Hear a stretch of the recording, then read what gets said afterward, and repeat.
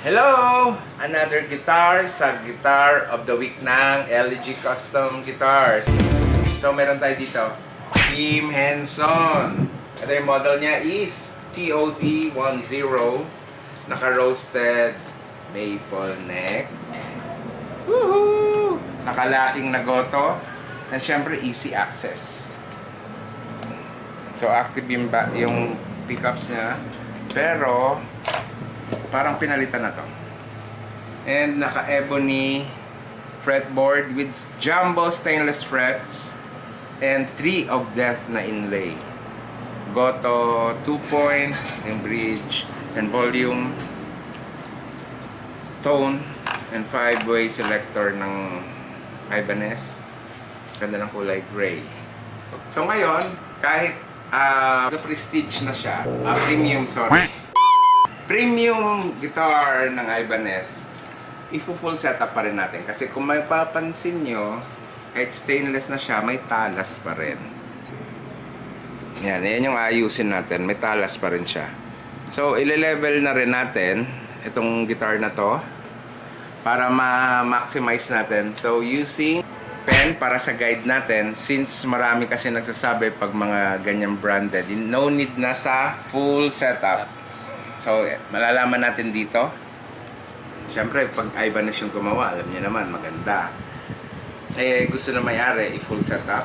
So, gagamit tayo ng guide para po makita nyo na kahit branded, premium na made, malaman natin kung pantay yung frets. So, as guide, naglalagay tayo ng blue pen. Yan. Tingnan natin mamaya, ha?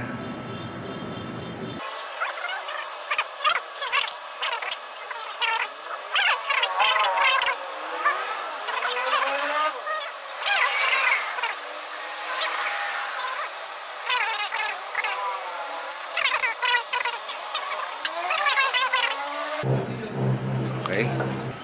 So, hayaan muna natin matuyo.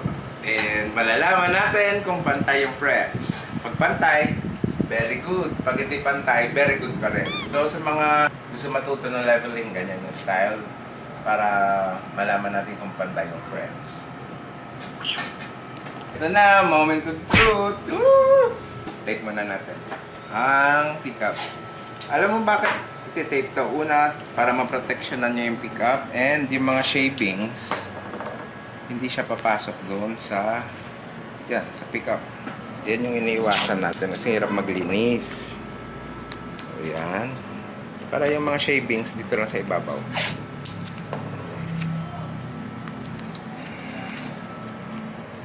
So, yung gamit ko na tape, kahit yung tape, huwag yung masyadong madikit para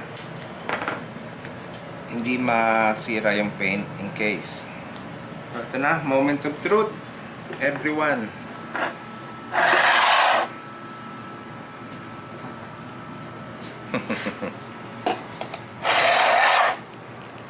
Ayan. See? Ano pang tingin mo dyan, pare?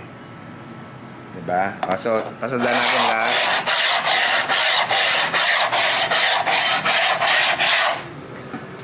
Guys, ayan, oh. Oh. Tinamaan yun. To. Tapos dito wala na naman. Ayan. Yung mga hindi tinamaan, mababaw po yan. Kasi kung tinamaan mo to, nga doon, dito hindi, ibig sabihin mababa yan. So, di ba? Kaya kahit branded, malalaman natin yan. Oh, ito. Ayan, oh, tinan mo to. Kapasadaan ko dito ulit-ulit, ha. Oh, meron pa rin hindi tinatamaan. See? Ayan. Yan. Yan. Yan. Kaya yung flex, okay yan. Iba pa rin pag inisa-isa mo. Kasi kahit na-flex pa yan, mamamaga pa rin yung frets. Yung fretboard. Hindi mo na makontrol yon. Wala na magagawa yung machine doon. So, better pa rin talaga yung hinahasa yung Ngayon, masasabi ko talagang 100% pantay siya. So, dadaan ako ng isang pass, final pass na lang.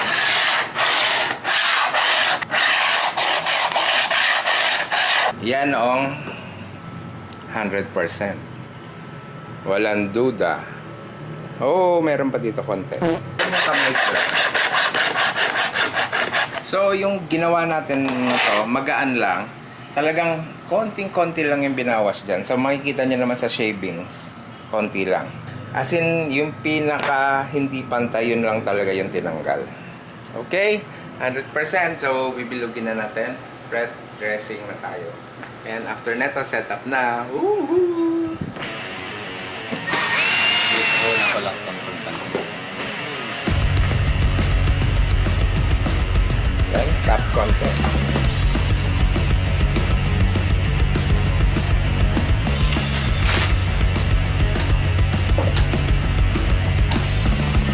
Dumi na kuko.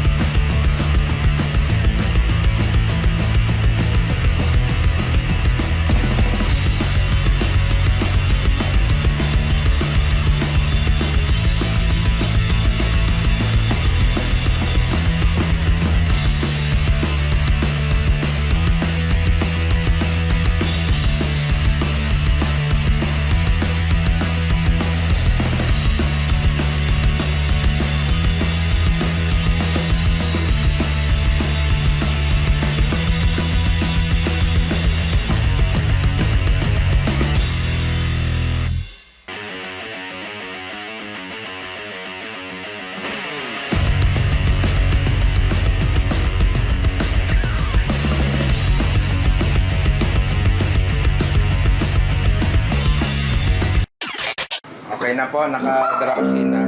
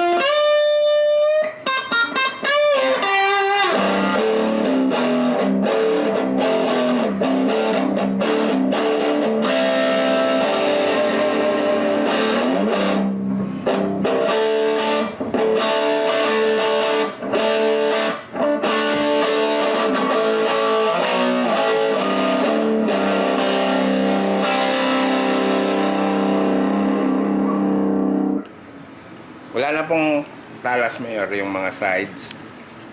Mas mababa na rin ang action.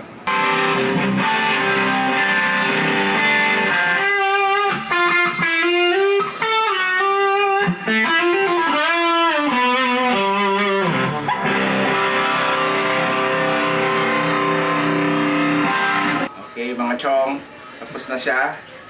So ito yung guitar of the week natin. Team Henson TOD10. So na full setup, na nabilog na rin natin, hindi na siya matalas. So didemo natin kahit konti lang. Ito ngayon naka drop C, standard D, drop C.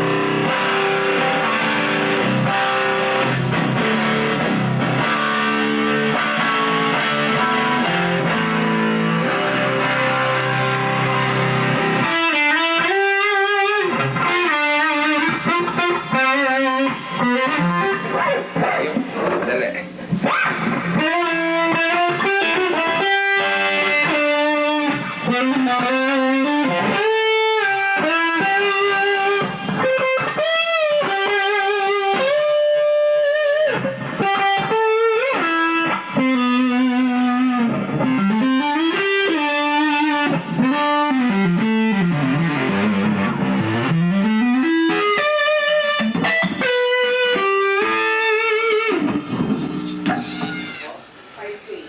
Mismo.